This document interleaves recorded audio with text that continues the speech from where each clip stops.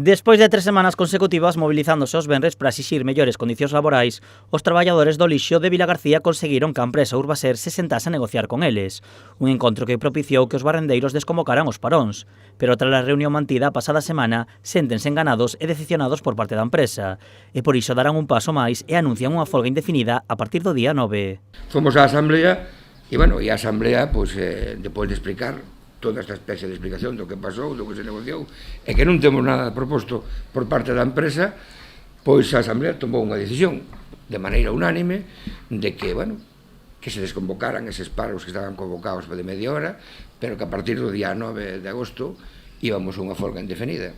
O motivo principal desta decisión foi a atitude da empresa nas negociacións, pero a gota que colmou o vaso foi que a empresa propúxolles que os seguintes encontros tivesen lugar a partir do día 17 de agosto. A gota que colmou o vaso creo que foi cando nos dou a data de calendarios das próximas reunións, porque nos dou po 17, po 30 e po 11 de setembro. Quero dicir que se salta por as nosas mecanismos, por así decilos, de presión que temos, que son vamos ser claros, son as festas de San Roque, se lo salta. Os traballadores do lixo reclaman un incremento salarial do 15% en 4 anos, seguindo as pautas marcadas polas grandes empresas a nivel nacional, e un reaxuste do seu horario anual para poder librar ao menos 2 fins de semana completos ao mes.